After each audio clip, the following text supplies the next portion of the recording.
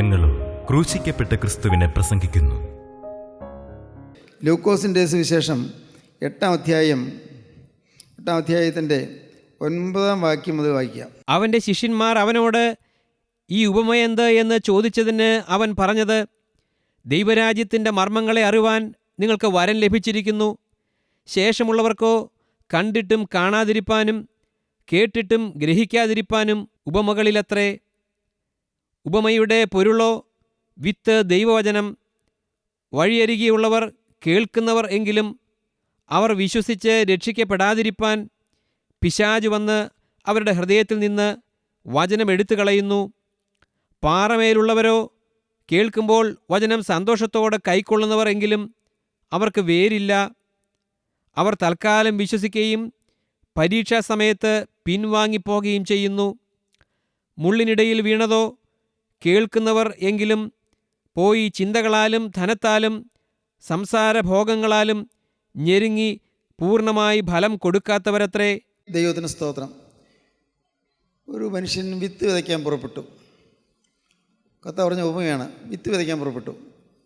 വിത്ത് വിതയ്ക്കുമ്പോൾ ചിലത് വഴിയിലേക്ക് വീണു. ഈ വഴിയിൽ ആളുകൾ നടന്ന് തറഞ്ഞു പോയ വഴിയാണ്. അതുകൊണ്ട് വിത്ത് മണ്ണിലേക്ക് വീഴുന്നില്ല, മണ്ണടിയിലേക്ക് പോയില്ല. പറവകൾ വന്ന് കുത്തിക്കൊണ്ടുപോയി. ചിലത് പാറമേൽ വീണു. പാറമേൽ കുറച്ച് മണ്ണുണ്ട്, അല്പം ഒരു നേരിയ ഒരു ലെയർ മണ്ണുണ്ട്. വിത്ത് മുളച്ചു, ആദ്യം വളർന്നു. പക്ഷേ വേരോടാൻ പറ്റില്ല, പാറയല്ലേ. വിത്ത് അത് മുളച്ച് വളരാൻ പറ്റിയില്ല, ഫലം കഴിക്കാൻ പറ്റിയില്ല, കരിഞ്ഞുപോയി. ചിലത് മുള്ളിനിടയിൽ വീണു.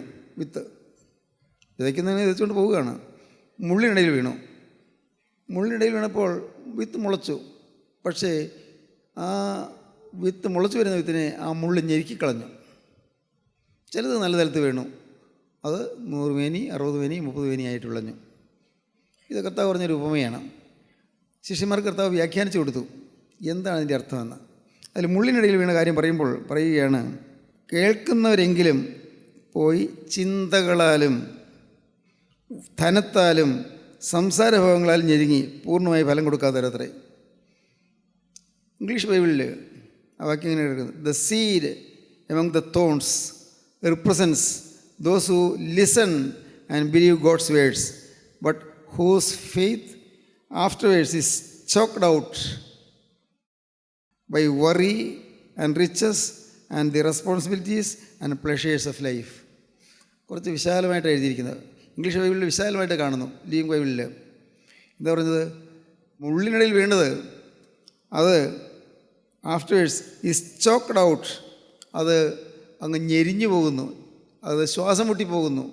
മുള്ളിനിടയിൽ വീണു, മുളച്ചു, പക്ഷേ ഞെരുങ്ങിപ്പോകുന്നു. The choked out by worry, ആകുല ചിന്തകൾ, ആൻഡ് റിച്ചസ്, ധനമോഹങ്ങൾ, ആൻഡ് ദി റെസ്പോൺസിബിലിറ്റീസ്, ഈ ഭൗതിക ജീവിതത്തിലെ ചുമതലകൾ, ആൻഡ് പ്ലഷേഴ്സ് ഓഫ് ലൈഫ്, ജീവിതത്തിലെ സുഖഭോഗങ്ങൾ, സന്തോഷങ്ങൾ. അങ്ങനെ മുള്ളിനിടയിൽ വീണത് അത് ഫലം കായ്ക്കുന്നില്ല. മുള്ള് എന്ന് പറയുന്നത് എന്താണ് എന്ന് ഇവിടെ കർത്താവ് വ്യാഖ്യാനിച്ച് തരികയാണ്, വ്യക്തമായിട്ട് വ്യാഖ്യാനിച്ച് തരികയാണ്.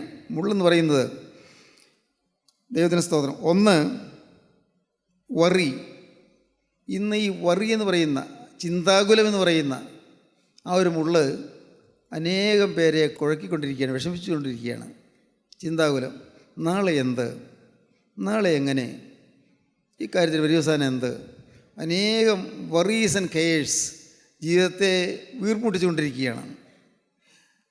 ചിലപ്പോൾ കടം തീർക്കാൻ മാർഗമില്ല, കടം വന്നുപോയി, എന്ത് ചെയ്യും, അതങ്ങ് വീർമുട്ടിക്കുകയാണ്, മനസ്സ് വിഷമിച്ചിരിക്കുകയാണ്, ഒരു പോംവഴിയും കാണുന്നില്ല. എൻ്റെ നോട്ടത്തിൽ, എൻ്റെ ബുദ്ധിയിൽ എനിക്കൊന്നും കാണാൻ പറ്റുന്നില്ല കർത്താവേ, വിഷമിക്കുകയാണ്. ഞാൻ ശ്രമിച്ചിട്ട് സാധിക്കുന്നില്ല, എനിക്കുള്ളതെല്ലാം വിറ്റാൽ ഈ കടം തീരുകയില്ല, വിഷമിക്കുകയാണ്. പണത്തിൻ്റെ ഞെരുക്കം, ആകുലങ്ങൾ, പണത്തിന് മാത്രമല്ല, രോഗത്തെക്കുറിച്ചുള്ള ആവലാതി, മക്കളുടെ സ്വഭാവത്തെക്കുറിച്ചുള്ള ആവലാതി, മക്കൾ കാര്യം പഠിക്കാനൊക്കെ അയച്ചു, പക്ഷേ പഠിക്കുന്നില്ല, അവർ ഉത്തരവാദിത്വബോധമില്ലാതെ ജീവിക്കുന്നു. വറി, ഓരോരോ കാര്യങ്ങൾ ഒന്നൊന്ന് ചിന്തിച്ച് നോക്കി അറിയാം. അനേകം വറീസ് ആൻഡ് കെയേഴ്സ്, വറീസ്, ആകുല ചിന്തകൾ, ഭാരചിന്തകൾ. ഇന്ന് അനേകം പേരെ ഗ്രസിച്ചിരിക്കുന്ന ഒരു വലിയ വിപത്താണ് ആകുലചിന്തകൾ. കർത്താവ് പറഞ്ഞു, മാർത്തയെ മാർത്തയെ നീ പലതിനെ ചൊല്ലി വിചാരപ്പെട്ടും മനം കലങ്ങിയിരിക്കുന്നു. പലതിനെ ചൊല്ലി വിചാരപ്പെട്ടും മനം കലങ്ങിയിരിക്കുന്നു. പലതിനെക്കുറിച്ച് മനസ്സ് കലങ്ങിയിരിക്കുകയാണ്, വിചാരപ്പെട്ടിരിക്കുന്നു. ആകുലചിന്തകൾ. ദൈവത്തിന് സ്തോത്രം. പ്രിയപ്പെട്ടവരെ, ഞാൻ പറയട്ടെ, ഞാൻ ആകുലചിന്തകൾ ധാരാളമുള്ളൊരു മനുഷ്യനായിരുന്നു. കുറച്ചെങ്കിലും അല്ല, നിങ്ങൾ പലർക്കും ഉള്ളതിനേക്കാൾ കൂടുതലായിട്ട്. അതിൻ്റെ കാരണം നിങ്ങൾക്കറിയാമല്ലോ, ഞാൻ പറഞ്ഞിട്ടുണ്ട്. ഞാൻ വീണ്ടും ഒരുപടി ആവർത്തിക്കുന്നില്ല. പക്ഷേ ഒന്ന് പറയാം. ഒരു വയസ്സിൽ അപ്പൻ നഷ്ടപ്പെട്ട് അനാഥനായി പോയ ഒരു സാധു ബാലൻ അവിടെ മുതൽ വളർന്നു വന്നത് ഒരു അനാഥത്വത്തിൻ്റെ ആ വേദനയിലായിരുന്നു, യാതനയിലായിരുന്നു. ദൈവത്തിന് സ്തോത്രം. ഞാൻ പലപ്പോഴും ഒറ്റയ്ക്ക് ഇരുന്നൊക്കെ കരയാറുണ്ട്. എനിക്ക് ആരുമില്ലല്ലോ എന്നോർത്ത് കരയാറുണ്ട്. അമ്മയുടെ വിഷമം കണ്ടിട്ട് ഞാൻ കരയാറുണ്ട്. അമ്മയുടെ വേദന കണ്ട് ഞാൻ കരയാറുണ്ട്. ദൈവത്തിന് സ്തോത്രം. ഞാൻ എൻ്റെ ജീവിതത്തിൽ ഞാൻ ഓർക്കുന്നു, കരച്ചിലിൻ്റെ ഒരു ജീവിതമായിരുന്നത്, കണ്ണുനീരിൻ്റെ ജീവിതമായിരുന്നു, യാതനയുടെ ജീവിതമായിരുന്നു. ഞാൻ വലഞ്ഞു പോയൊരു മനുഷ്യനാണ്. ദൈവത്തിന് സ്തോത്രം. ആകുലഭാരങ്ങളിൽ തകർന്നു പോയൊരു മനുഷ്യനാണ്. അനേകം ചിന്താകുലപ്പെട്ട് ഒലിഞ്ഞു പോയ മനുഷ്യനാണ്. ഏതെങ്കിലും ഒരു കാര്യം വരുമ്പോൾ ആലോചന ചോദിക്കാൻ ആരുമില്ല. ആലോചന ചോദിക്കാൻ ദൈവം കൃപ ചെയ്ത് എൻ്റെ അപ്പൻ്റെ സഹോദരങ്ങളുണ്ട്, എല്ലാവരും ഉണ്ട്, ഇല്ലെന്നല്ല. പക്ഷേ എൻ്റെ എൻ്റെ വ്യക്തിപരമായ പ്രശ്നങ്ങൾക്ക് അത് ആരോട് ഷെയർ ചെയ്യും, ആരോട് പറയും? എൻ്റെ വ്യക്തിപരമായ ആവശ്യങ്ങൾ, എൻ്റെ വ്യക്തിപരമായ ആഗ്രഹങ്ങൾ, എൻ്റെ വ്യക്തിപരമായ വേദനാ വിഷയങ്ങൾ ആരോട് പറയും? മനസ്സ് ഉഷ്ണിച്ചു പോയ ഒരു മനുഷ്യനാണ് ഞാൻ. ദൈവത്തിന് സ്തോത്രം. കർത്താവിൻ്റെ വലിയ നാമം മഹത്വപ്പെടട്ടെ. അതുകൊണ്ട് ആരെങ്കിലും ഈ വാക്ക് കേൾക്കുന്നുണ്ടോ? ദൈവത്തിന് സ്തോത്രം.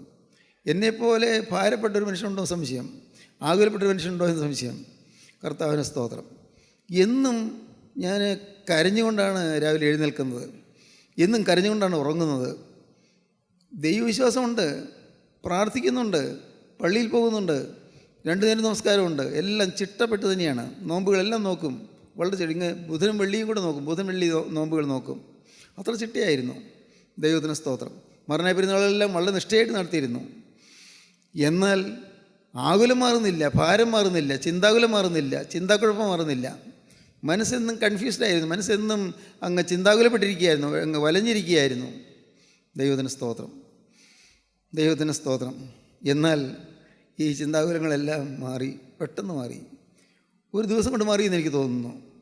ഈ അങ്ങ് നീറിപ്പോകുന്ന ഹൃദയം ശാന്തി അനുഭവിച്ച് ദൈവത്തെ സ്തുതിക്കാൻ തുടങ്ങി. ഞാൻ ദൈവത്തിൻ്റെ വചനം കേട്ട് ഹൃദയം തിരിഞ്ഞപ്പോൾ, മനസ്സ് തിരിഞ്ഞപ്പോൾ, വചനം കേട്ട് മനസ്സ് തിരിഞ്ഞു. ദൈവത്തിന് സ്തോത്രം.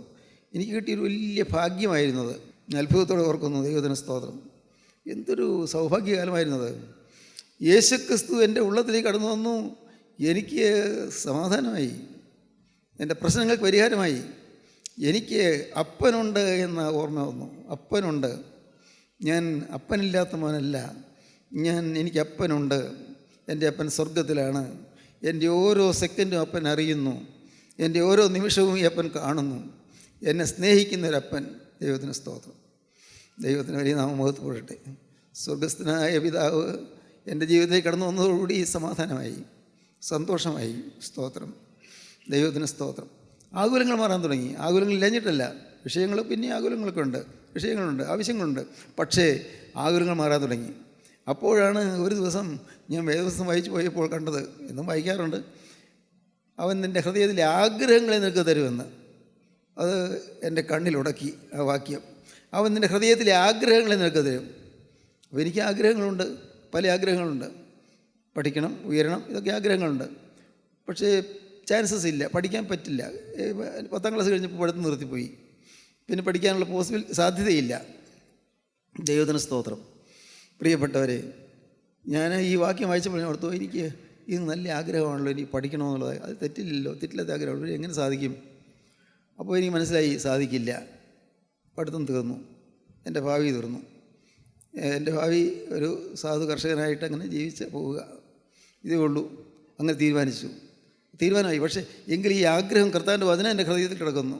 അവൻ എൻ്റെ ഹൃദയത്തിലെ ആഗ്രഹങ്ങളെ നിനക്ക് തരും. സങ്കീർത്തനം 37:3 യഹോവയിൽ ആശ്രയിച്ച് നന്മ ചെയ്യുക, ദേശത്ത് പാർത്ത് വിശ്വസ്തയെ ആചരിക്കുക, യഹോവയെ തന്നെ രസിച്ചുകൊള്ളുക, അവൻ നിൻ്റെ ഹൃദയത്തിലെ ആഗ്രഹങ്ങളെ നിനക്ക് തരും. നിൻ്റെ വഴി യഹോവയെ ഫലമേൽപ്പിക്കുക, അവനിൽ തന്നെ ആശ്രയിക്കുക, അവൻ നിർവഹിക്കും. ഞാൻ ഇടയ്ക്കിടയ്ക്ക് വാക്യം പറയും, കാണാതെ പറയും. യഹോവയിൽ ആശ്രയിച്ച് നന്മ ചെയ്യുക, ദേശത്ത് പാർത്ത് വിശ്വസ്തയെ ആചരിക്കുക.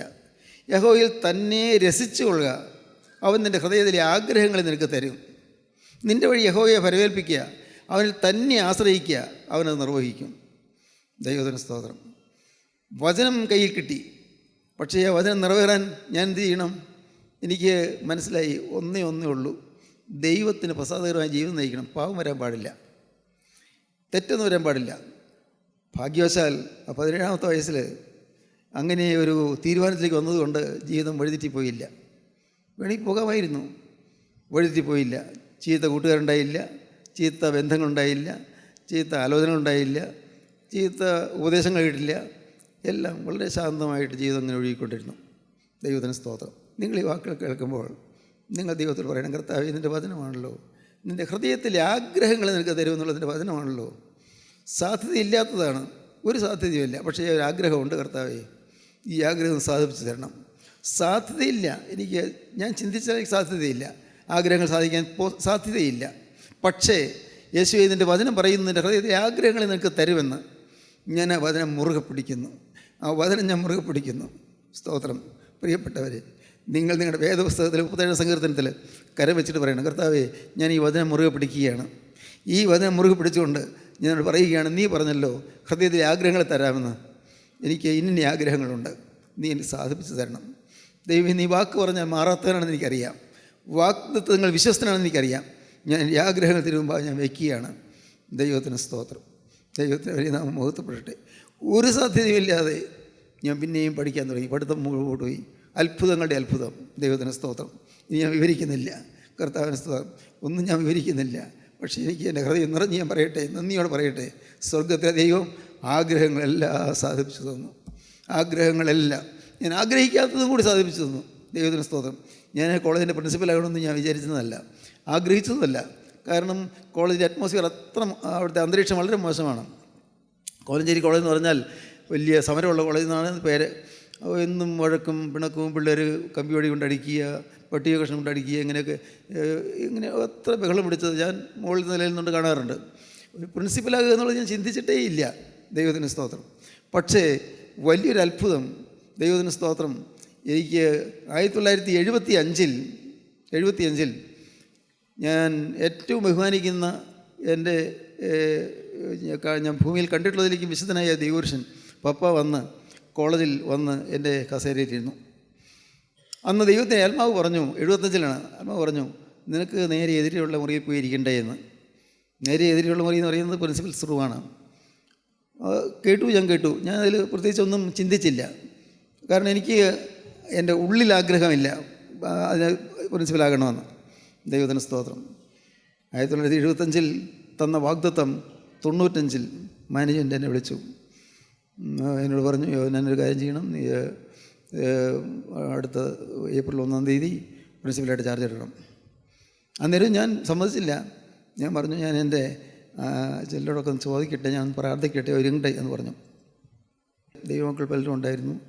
ഞാൻ ആലോചിച്ചു. ഞാൻ പറഞ്ഞു, ഇങ്ങനെ കോളേജിൽ നിന്ന് ഇങ്ങനെ ഒരു കാര്യം വിളിച്ചിരിക്കുകയാണ്, ഞാൻ പ്രിൻസിപ്പലാകാൻ ചാർജ് എടുക്കാൻ പറഞ്ഞിരിക്കുകയാണ്. അങ്ങനെ ഞാൻ പിറ്റേന്ന് രാവിലെ വിളിച്ച് സെക്രട്ടറി വിളിച്ച് അറിയിച്ചു, ഞാൻ ചാർജ് എടുത്തോളാം എന്ന് പറഞ്ഞു. ഞാൻ പറയട്ടെ, ഞാൻ ആഗ്രഹിച്ചില്ല, ആഗ്രഹിക്കാത്തതുകൂടി കർത്താവ് എനിക്ക് തന്നു. സ്തോത്രം. ഇന്ന് ഞാൻ ഇത് പറഞ്ഞെന്തിനാണെന്നറിയാമോ? ഇവിടെ നിങ്ങൾക്ക് ചില ആഗ്രഹങ്ങളുണ്ട്. ഇവിടെ ഇരിക്കുന്ന നിങ്ങൾക്ക് ഓരോരുത്തർക്കും ചില ആഗ്രഹങ്ങളുണ്ട്. അവൻ നിൻ്റെ ഹൃദയത്തിലെ ആഗ്രഹങ്ങളെ നിനക്ക് തരും. നിൻ്റെ വഴി യഹോവയെ പ്രേരിപ്പിക്കുക. കമ്മിറ്റ് ദൈ വേ അണ്ട് ഗോഡ്. ദൈവത്തിൻ്റെ കരങ്ങളിലേക്ക് നിൻ്റെ ജീവിതം ഏൽപ്പിച്ചു കൊടുക്കുക.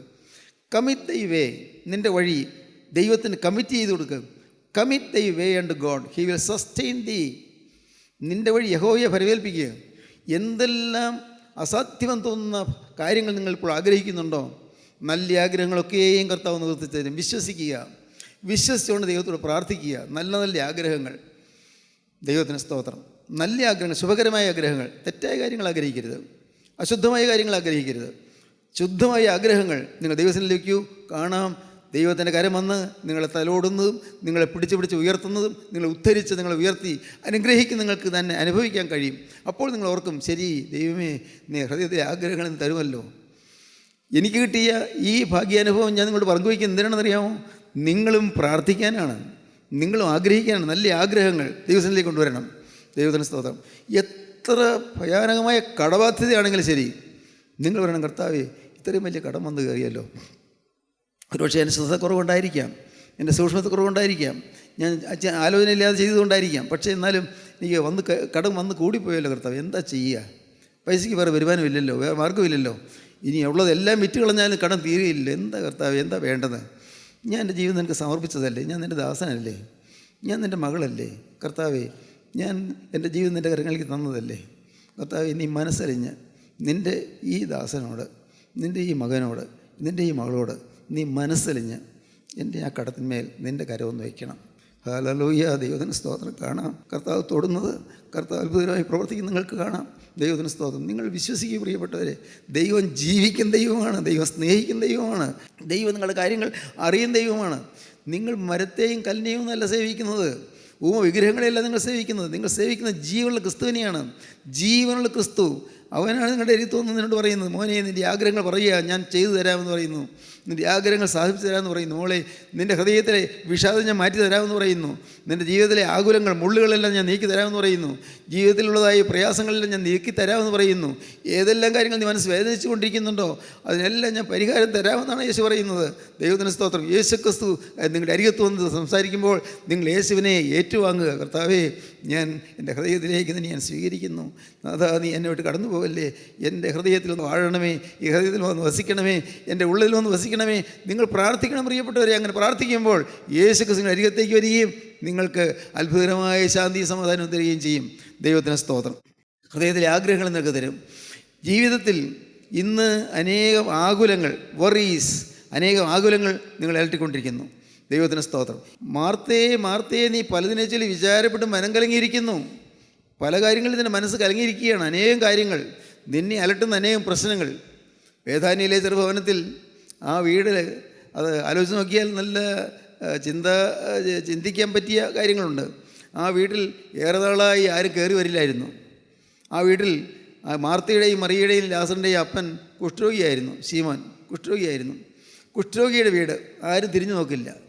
അങ്ങനെ എല്ലാവരും ഒറ്റപ്പെട്ടൊരു ഭവനം, ആരും തിരിഞ്ഞു നോക്കാത്ത ഭവനം, ഒരു ദയനീയത മാത്രം മുറ്റി നിൽക്കുന്നൊരു ഭവനം, സങ്കടകരമായ അനുഭവത്തിൽ കഴിയുന്നൊരു ഭവനം. ദൈവത്തിന് സ്തോത്രം. അത് കഴിഞ്ഞ് യേശുവിനെ കൈക്കൊണ്ടു, യേശുവിനെ സ്വീകരിച്ചു, യേശുവിനെ അവരെതിരേറ്റു. യേശു ആ ഭവനത്തിലേക്ക് വന്നു. പക്ഷേ വന്ന ഉടനെ കർത്താവ് മാർത്തയോട് പറയുകയാണ്, മാർത്തയെ, നീ പലതിനെ ചൊല്ലി വിചാരപ്പെട്ട് മനം കലങ്ങിയിരിക്കുന്നു. പലതിനെ ചൊല്ലി വിചാരപ്പെട്ട് മനം കലങ്ങിയിരിക്കുന്നു. അല്പമേ വേണ്ടൂ, അല്ല ഒന്ന് മതി. സ്തോത്രം. ഒന്ന് മതി. മറിയ നല്ല അംശം തിരഞ്ഞെടുത്തിരിക്കുന്നു, അത് ആരുകളോട് ഉപകരിക്കുകയില്ല. മറിയ കർത്താവിൻ്റെ കാൽക്കലിരുന്ന് വചനം പഠിക്കുന്നു, വചനം കേൾക്കുന്നു, കർത്താവ് പറയുന്നത് ശ്രദ്ധിച്ച് കേൾക്കുന്നു. അതുകൊണ്ട് വീട്ടിൽ ജോലികൾ ചെയ്ത് നോക്കിയില്ല എന്നല്ല, മാർത്തയാണ് ജോലി നോക്കുന്നതെന്നല്ല അതിൻ്റെ അർത്ഥം. മാർത്ത ജോലി കാര്യങ്ങളെല്ലാം നോക്കി, കാര്യം ശരി, കർത്താവിനും ശിഷ്യന്മാർക്കും ആഹാരമൊക്കെ ഉണ്ടാക്കുന്നു, ശരി, അതൊക്കെ നടക്കട്ടെ. പക്ഷേ മറിയ കാണിച്ചു തന്നത് ഈ ജോലികളിൽ നിന്ന് ഒഴിവാകുകയല്ല, മറിയുടെ ഹൃദയത്തിലുള്ള ആകുലങ്ങളെല്ലാം അവൾ മാറ്റിക്കൊണ്ട് ക്രിസ്തുവിൻ്റെ ഭാഗത്തിലിരുന്നു, വചനത്തിൻ്റെ മാധുര്യം അനുഭവിച്ചുകൊണ്ടിരുന്നു. ഈ ആകുലങ്ങളോടുകൂടി വചനം കേട്ടാൽ നിങ്ങൾക്ക് ഒരു ഗുണവും കിട്ടുകയില്ല. മനസ്സിലെ ഭാരങ്ങളോട് നിങ്ങൾ വചനം കേട്ടാൽ നിങ്ങൾക്ക് ഒരു സമാധാനം കിട്ടുകയില്ല. എന്നാൽ മനസ്സിലെ ഭാരങ്ങളും ആകുലങ്ങളും ഹൃദയത്തിൻ്റെ നെടുവീർപ്പുകളും എല്ലാം മാറ്റിയിട്ട് എൻ്റെ യേശുവിൻ്റെ ഭാഗത്ത് ഞാനിരിക്കുന്നു, എന്നെ സ്നേഹിക്കുന്ന യേശുവിൻ്റെ കാൽക്കൽ ഞാനിരിക്കുന്നു, മേലിൽ ഞാൻ പാപം ചെയ്യില്ലെന്ന് ഞാൻ തീരുമാനിച്ചതുകൊണ്ട് ഞാൻ യേശുവിൻ്റെ വകയായിരിക്കുന്നു, ഇനിമേൽ ഞാൻ പുതിയ ജീവിതം നയിക്കുമെന്ന് ഞാൻ തീരുമാനിച്ചതുകൊണ്ട് ഞാൻ യേശുവിൻ്റെ സ്വന്തമായിരിക്കുന്നു, യേശുവിൻ്റെ സ്വന്തമായി ഞാൻ തീർന്നിരിക്കുന്നു.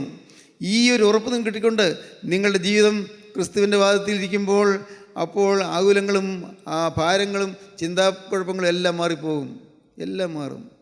ദൈവത്തിന് സ്തോത്രം. ദൈവത്തിന് സ്തോത്രം. ദൈവത്തിൻ്റെ വലിയ നാമമഹത്വപ്പെടട്ടെ. പ്രിയപ്പെട്ടവരെ, ഞാൻ സമാധാനത്തോട് പറയട്ടെ, ഈ ഭാഗ്യാനുഭവം നിങ്ങൾക്ക് വേണമെന്ന് ഞാൻ ആശിക്കുന്നുണ്ട്. നിങ്ങൾക്ക് ഓരോരുത്തർക്കും, ഇപ്പോൾ ഇവിടെ ഇരുന്ന് കേൾക്കുന്നവർക്ക് മാത്രമല്ല, ദൂരെ ഇരിക്കുന്ന കേൾക്കുന്നവർക്കും എല്ലാവർക്കും നിങ്ങൾക്ക് ഈ ആകുലങ്ങളില്ലാത്ത, ചിന്താകുലങ്ങളില്ലാത്ത, ഭാരങ്ങളില്ലാത്ത ജീവിതത്തിൻ്റെ സൗഖ്യം കിട്ടണമെന്ന് ഞാൻ ആഗ്രഹിക്കുന്നു. ദൈവത്തിന് സ്തോത്രം. കർത്താവ് തരും. പ്രിയപ്പെട്ടവരെ, നിങ്ങൾ വിശ്വസിക്കുമോ? ഇന്ന് ഇത് കേട്ടുകൊണ്ടിരിക്കുമ്പോൾ നിങ്ങൾ ഒരു നിമിഷ നേരം നിങ്ങൾ ഹൃദയം തുറന്നിട്ട് കർത്താവേ, ഇന്ന് എൻ്റെ ജീവിതത്തിൽ ആകുലങ്ങൾ മാറുന്ന ദിവസമാകട്ടെ. നിങ്ങൾ പറയണം, കർത്താവേ, ഇന്ന് എൻ്റെ ജീവിതത്തിലെ ആകുലഭാരങ്ങൾ നീ മാറ്റിയെടുക്കുന്ന ദിവസമായി തീരട്ടെ. ഇന്ന് എൻ്റെ ജീവിതത്തിലെ ഈ ചിന്താകുലങ്ങളെല്ലാം മാറ്റി എന്നെ ഒന്ന് വെടിപ്പാക്കുന്ന ദിവസമായി തീരട്ടെ. എൻ്റെ ഹൃദയത്തിൽ നിറയെ ചിന്തകൾ, പലതരം ചിന്തകൾ, ഉറങ്ങാൻ കിടക്കുമ്പോഴും ചിന്തകൾ, പ്രാർത്ഥിക്കുമ്പോഴും ചിന്തകൾ, പ്രാർത്ഥന ചൊല്ലിക്കൊണ്ടിരിക്കുമ്പോഴും ചിന്തകൾ, എന്തെല്ലാം ചിന്തകളാണ് തെരുതിരെ പൊങ്ങി വരുന്നു. കർത്താവേ, ഇന്ന് എന്നെ ഏകാഗ്രതയുള്ള ഹൃദയമുള്ള ഒരാളാക്കി മാറ്റണമേ. യേശുവിൻ്റെ ഹൃദയത്തിൽ വാഴണമേ. നിങ്ങൾക്ക് തുറന്നു കൊടുക്കാൻ പറ്റുമോ? യേശുവിന് ജീവിതം ക്രിസ്തുവിൻ്റെ കരങ്ങളിൽ കൊടുക്കാൻ പറ്റുമോ? നിങ്ങൾക്ക് ഇപ്പോൾ നിങ്ങൾ മറ്റൊന്നും ചിന്തിക്കേണ്ട, ഇന്ന് മറ്റൊന്നും ഓർക്കണ്ട. എൻ്റെ ചിന്താഭാരങ്ങളെല്ലാം ഏറ്റെടുക്കാൻ ഇതാ യേശുവിൻ്റെ അടുക്കൽ വന്ന് നിൽക്കുന്നു. ഈ ഭാരമുള്ള ചുമട് എല്ലാം യേശുവിൻ്റെ ചുമലിലേക്ക് വെച്ച് കൊടുക്കാം. ദൈവത്തിന് സ്തോത്രം. എല്ലാ ചുമടുകളും, ഇതുവരെ ജീവിതത്തിൽ വന്നുപോയ പാപങ്ങൾ എല്ലാം, എന്തെല്ലാം പാപങ്ങൾ, എന്തെല്ലാം അശുദ്ധികൾ, എന്തെല്ലാം വൃത്തികേടുകൾ, പുറത്തു പറയാനോ ചിന്തിക്കാനോ പോലും വയ്യാത്ത അനേകം കാര്യങ്ങൾ, ദൈവത്തിന് സ്തോത്രം, എല്ലാം അങ്ങോട്ട് ഏൽപ്പിച്ചു കൊടുക്കാം. പാപത്തിൻ്റെ ഈ വൻ കെട്ടുകളെല്ലാം ആ കുരിശിൻ ചുവട്ടിലേക്ക് താഴ്ത്തി വയ്ക്കാം. എന്തെല്ലാം കർത്താവേ, ഇത്രയും കാലം കൊണ്ട് എന്തെല്ലാം ഞാൻ പാപം ചെയ്തു പോയി, ഏതെല്ലാം തരത്തിൽ ഞാൻ വീണുപോയി. ദൈവമേ, പിശാച് അവകാശം പറയുന്നു കർത്താവേ, ഏതെല്ലാം കാര്യങ്ങളാണ് ഞാൻ വീണുപോയത്. ഞാൻ ഇതെല്ലാം ഇപ്പോൾ നിൻ്റെ പാദപീഠത്തിലേക്ക് കൊണ്ടുവരികയാണ്. എല്ലാം കൊണ്ടുവരുന്നു. എനിക്ക് കർത്താവേ ഒരു കാര്യം മാത്രം മതി. കർത്താവേ, നിൻ്റെ ആണിപ്പാടുള്ള കരം എൻ്റെ തലവേലൊന്ന് വെച്ചാൽ മാത്രം മതി. വേറൊന്നും വേണ്ട എനിക്ക്. ആ തിരക്തം പുരണ്ട കരം, ആ പരിശുദ്ധ രക്തം പുരണ്ട കരം, കർത്താവേ, ഇന്നും സജീവമായി വ്യാപരിച്ചു കൊണ്ടിരിക്കുന്ന ആ തിരക്തം എൻ്റെ തലമേൽ തൊടുവാൻ തക്കവണ്ണം കർത്താവേ, നിൻ്റെ തൃക്കരൻ്റെ മേൽ നിന്ന് വെക്കണമേ എന്ന് നിങ്ങൾ പ്രാർത്ഥിച്ച് സമർപ്പിക്കൂ. പ്രിയപ്പെട്ടവരെ, കാണാം നിങ്ങളുടെ ആകുലങ്ങൾ പറന്നു പോകുന്നത്, നിങ്ങളുടെ ഭാരങ്ങൾ മാറുന്നത്. കർത്താവിൻ്റെ വചനം പറയുന്നു, അവൻ നിങ്ങൾക്കായി കരുതുന്നതാകിയാൽ നിങ്ങളുടെ സകല ചിന്താകുലവും അവൻ്റെ മേലിട്ട് കൊള്ളുവീൻ. സകല ചിന്താകുലവും യേശുവിലേക്ക് ഏൽപ്പിച്ചു കൊടുക്കാം. അവൻ നിങ്ങൾക്കായി കരുതുന്നതാകിയാൽ നിങ്ങളുടെ സകല ചിന്താകുലവും അവൻ്റെ മേലിട്ട് കൊള്ളുവീൻ. ദൈവത്തിന് സ്തോത്രം. പോരാ, കർത്താവ് പിന്നെ പറയുന്നു, നിൻ്റെ ഭാരം യഹോവയിൽ വെച്ച് കൊള്ളുക, അവൻ നിന്നെ പുലർത്തും. നീതിമാൻ കുലുങ്ങിപ്പോകുവാൻ അവൻ ഒരു നാൾ സമ്മതിക്കുകയില്ല. മനെ, നീ കുലുങ്ങിയിരിക്കുന്നു, നീ ചഞ്ചലപ്പെട്ടിരിക്കുന്നു, നീ വേച്ചു പോകുന്നു. നീതിമാൻ കുലുങ്ങിപ്പോകുവാൻ അവൻ ഒരു നാൾ സമ്മതിക്കുകയില്ല. ദൈവത്തിന് സ്തോത്രം. നിൻ്റെ ഭാരം യഹോവയുടെ മേൽ വെച്ച് കൊള്ളുക. ദൈവത്തിങ്കിലേക്ക് എല്ലാം വെച്ച് കൊള്ളുക. എല്ലാ ചുവടും കൊണ്ട് നോക്കുക. നിൻ്റെ ഭാരം യഹോവയുടെ വെച്ച് കൊള്ളുക, അവൻ നിന്നെ പുലർത്തും. നീതിമാൻ കുലുങ്ങിപ്പോകുവാൻ അവൻ ഒരു നാൾ സമ്മതിക്കുകയില്ല. ദൈവത്തിന് സ്തോത്രം. നീതിമാനായിരിക്കണം. നിൻ്റെ ജീവിതത്തിൽ പാവം വരരുത്, അശുദ്ധി വരരുത്, തിന്മ വരരുത്, അഴുക്കായതൊന്നും വരരുത്. നിൻ്റെ ഭാരം യഹോവയുടെ വെച്ച് കൊള്ളുക, അവൻ നിന്നെ പുലർത്തും. നീതിമാൻ കുലുങ്ങിപ്പോകുവാൻ അവൻ ഒരു നാൾ സമ്മതിക്കുകയില്ല. ദൈവത്തിന് സ്തോത്രം. തീർത്ത് ഉയർന്നു വരുന്നതായ പ്രശ്നങ്ങൾ വരും, ജീവിതത്തിൽ ഭാരങ്ങൾ വരും, ആകുലങ്ങൾ വരും. എല്ലാം അപ്പോഴപ്പോൾ യേശുവിൻ്റെ ഭാഗത്തെങ്കിലേക്ക് നിങ്ങൾ കൊണ്ടുവയ്ക്കൂ. യേശു നിങ്ങളെ തൊടും. യേശു ആ ഭാരങ്ങൾ ഏറ്റെടുക്കും. യേശു നിങ്ങളുടെ പാവങ്ങളെല്ലാം കഴുകിത്തരും. എല്ലാ കറകളും കഴുകിത്തരും. ഒരു വിശുദ്ധ ജീവിതം നിങ്ങൾക്ക് തരും. നിങ്ങൾ ഭാഗ്യശാലികളായി മാറും. ദൈവത്തിന് സ്തോത്രം. പ്രിയപ്പെട്ടവരെ, കേൾക്കൂ. വേദപുസ്തകം പിന്നെയും പറയുന്നു, നമ്മുടെ രക്ഷയാകും ദൈവമായി നാൾതോറും നമ്മുടെ ഭാരങ്ങളെ ചുമക്കുന്ന കർത്താവ് വാഴ്ത്തപ്പെടുമാറാകട്ടെ. ഞാൻ ഈ പറഞ്ഞ വാക്യം 62 സങ്കീർത്തനത്തിൽ, ആദ്യം പറഞ്ഞ വാക്യം 55 സങ്കീർത്തനത്തിൽ. ദൈവത്തിന് സ്തോത്രം. ആദ്യം അതിനു മുമ്പ് പറഞ്ഞത് പത്രോസിൻ്റെ 1-ാമത്തെ ലേഖനം 5-ാം അധ്യായത്തിൽ. ദൈവത്തിന് സ്തോത്രം. അവൻ നിങ്ങൾക്കായി കരുതുന്നതായാൽ നിങ്ങൾ സകല ചിന്താകുലവും അവന് നേരിട്ട് കൊള്ളുവീൻ. 1 പത്രോസ് 5:7. വീണ്ടും സങ്കീർത്തനം 55-ാം സങ്കീർത്തനം 22-ാം വാക്യം. നിൻ്റെ ഭാര്യ യഹോവയുടെ വെച്ച് കൊള്ളുക, അവൻ നിന്നെ പുലർത്തും. നീതിമാൻ കുലുങ്ങിപ്പോകുവാൻ അവൻ ഒരു നാൾ സമ്മതിക്കുകയില്ല. 62-ാം സങ്കീർത്തനത്തിൽ നമ്മുടെ രക്ഷയാകും ദൈവമായി നാൾതോറും നമ്മുടെ ഭാരങ്ങളെ ചുമക്കുന്ന കർത്താവ് വാഴ്ത്തപ്പെടുമാറാകട്ടെ. ദൈവം നമുക്ക് ഉദ്ധാരണങ്ങളുടെ ദൈവമാകുന്നു. ഹല്ലേലൂയ. ഉദ്ധാരണങ്ങളുടെ ദൈവം, എന്നെ ഉയർത്തുന്ന ദൈവമാണ്. ദൈവം നമുക്ക് ഉദ്ധാരണങ്ങളുടെ ദൈവമാകുന്നു. അവൻ നിങ്ങൾക്കായി കരുതുന്നതാകയാൽ സകല ചിന്താകുലവും അവൻ്റെ മേൽ കൊള്ളുവീൻ. നമ്മുടെ രക്ഷയാകുന്ന ദൈവമായി നാൾതോറും നമ്മുടെ ഭാരങ്ങളെ ചുമക്കുന്ന കർത്താവ് വാഴ്ത്തപ്പെടുമാറാകട്ടെ. ദൈവത്തിന് സ്തോത്രം. ഈ മുള്ളിടയിൽ കിടന്ന് ഞെരിയണ്ട ഇനിയും, മുള്ളിടയിൽ കിടന്ന് നീ അലയണ്ട ഇനിയും, മുള്ളിടയിൽ കിടന്ന് നീ വേദനിക്കേണ്ട ഇനിയും. ഇനി നിനക്ക് നിൻ്റെ ആകുല ചിന്തകളെല്ലാം മാറിക്കിട്ടുന്ന സൗഭാഗ്യം നിനക്ക് ലഭിക്കും. ദൈവത്തിലെ നീ വിശ്വസിക്കൂ, യേശുവിനെ വിശ്വസിക്കൂ. ദൈവത്തിന് സ്തോത്രം. ദൈവത്തിൻ്റെ വചനത്തെ വിശ്വസിക്കൂ. വചനത്തിൽ കൂട്ടി ലഭിക്കുന്ന പരിശുദ്ധാത്മാവിനെ വിശ്വസിക്കൂ. പരിശുദ്ധാത്മാവിനെ വിശ്വസിച്ചുകൊണ്ട് ജീവിതം ഇപ്പോൾ കർത്താവിൻ്റെ കരങ്ങളിലേക്കായി മാറുക. കർത്താവിൻ്റെ വാക്ക് പറയുക. ദൈവത്തിന് സ്തോത്രം. കർത്താവേ, ഇന്ന് എൻ്റെ ഹൃദയം നിനക്ക് ഞാൻ തുറന്നു തരുന്നു. യേശുവേ, നീ എൻ്റെ ആകുലഭാരങ്ങളുടെ ഹൃദയത്തിലേക്ക് എഴുന്നള്ളി വരണമേ. എൻ്റെ ഹൃദയത്തിലെ ചിന്താകുലങ്ങളിലേക്ക് എഴുന്നള്ളി വരണമേ. കർത്താവേ, എൻ്റെ ഭാരക്കെട്ടുകളെല്ലാം നീ ഏറ്റെടുക്കുമെന്ന് പറഞ്ഞല്ലോ. ഇന്ന് എനിക്ക് ഈ ചുമലിൽ നിന്ന് ഭാരം മാറി സന്തോഷത്തോടെ, സമൃദ്ധിയോടെ, സ്വാതന്ത്ര്യത്തോടെ നിന്നെ സ്തുതിപ്പാൻ കർമ്മ തരണമേ. യേശുവിൻ്റെ വാക്ക് പറയും. യേശുവേ, ഇന്നു മുതൽ എൻ്റെ നാഥ, ഇന്നു മുതൽ ചിന്താഭാരമില്ലാത്തവനായി ജീവിക്കാൻ ഞാൻ ആഗ്രഹിക്കുന്നു. കർത്താവെ, ഇന്നു മുതൽ ആകുല ചിന്തകളില്ലാത്തവളായി ജീവിക്കാൻ ഞാൻ ആഗ്രഹിക്കുന്നു. നാഥ, എൻ്റെ ഭാരങ്ങളെല്ലാം നീ ഏറ്റെടുക്കുമെന്ന് പറഞ്ഞല്ലോ. ഞാൻ വിശ്വസിക്കുന്നു. നാഥ, ഇന്ന് എൻ്റെ ജീവിതം ഞാൻ നിനക്ക് കൈമാറുകയാണ്.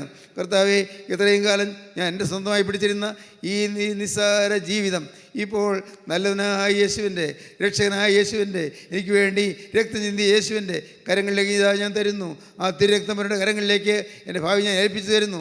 എന്നെ കഴുകണമേ, എന്നെ വെടിപ്പാക്കണമേ. പ്രാർത്ഥിക്കൂ പ്രിയപ്പെട്ടവരെ. ദൈവത്തിന് സ്തോത്രം. വാസ്തവമായി നിങ്ങൾക്ക് അങ്ങനെ ആഗ്രഹമുണ്ടോ? അങ്ങനെ ആഗ്രഹമുണ്ടെങ്കിൽ, ജീവിതം കർത്താവിന് കൊടുക്കാൻ ആഗ്രഹമുണ്ടെങ്കിൽ ഹൃദയത്തിൽ നിങ്ങൾ പറയുക, ഉറക്കെ പറയണമെന്നില്ല. ഞാനും എനിക്കുള്ളതെല്ലാം ഇന്നു മുതൽ യേശുവിൻ്റേത്. ഹല്ലേലൂയ. ഞാനും എനിക്കുള്ളതെല്ലാം ഇന്നു മുതൽ യേശുവിൻ്റേത്. ഹല്ലേലൂയ. ഞാനും എനിക്കുള്ളതെല്ലാം ഇന്നു മുതൽ യേശുവിൻ്റേത്. ഹല്ലേലൂയ. ആ തീരുമാനത്തോടെ നമുക്ക് ഒരുമിച്ച് പ്രാർത്ഥിക്കാം. കാരുണ്യവാനായ ഞങ്ങളുടെ സ്വർഗീയ പിതാവേ, ഈ മനോഹരമായ സമയത്തിനായി ഞങ്ങൾ നിന്നെ സ്തുതിക്കുന്നു, ഞങ്ങൾ നിന്നെ സ്തോത്രം ചെയ്യുന്നു. കർത്താവേ, ഞങ്ങളുടെ ആകുലങ്ങൾ, ഭാരങ്ങളെല്ലാം, ഞങ്ങളുടെ മുള്ളുകളെല്ലാം ഏറ്റെടുക്കാൻ അവിടുന്ന് കടന്നു വന്നതിനായി ഞങ്ങൾ നിന്നെ സ്തുതിക്കുന്നു. നന്ദിയോടെ സ്തോത്രം. എൻ്റെ കർത്താവേ, അവിടുന്ന് ക്രൂശിൽ മുള്ളുകളേറ്റ് പെടഞ്ഞല്ലോ, തലയിൽ ശിരസിൽ മുള്ളുടി വെച്ച് വലഞ്ഞല്ലോ, വേദനിച്ച് പൊളഞ്ഞല്ലോ. ഞങ്ങളുടെ മുള്ളു മാറ്റുവാൻ ശിരസിൽ മുള്ളുടിയേറ്റവനെ ഇന്ന് ഞങ്ങൾ രക്ഷിക്കണമേ നിങ്ങൾ യാചിക്കുന്നു. ഇന്ന് ഈ വചനം കേട്ട് എല്ലാവരെയും തഴുകണമേ, എല്ലാവരെയും തലോടണമേ, ആകുലങ്ങൾ മാറ്റി കൊടുക്കണമേ, ഭാരങ്ങൾ അകറ്റി കൊടുക്കണമേ, എല്ലാ നന്മകളാൽ നിറയ്ക്കണം. ഇവിടുത്തെ രണ്ടാമത്തവരിന് വേണ്ടി ഒരുക്കണമേ. യേശു ക്രിസ്തുവിൻ്റെ രാജകീയ നാമത്തിൽ പ്രാർത്ഥിക്കുന്നവരോട് കേൾക്കണമേ. ആമീൻ. ഹല്ലേലൂയ.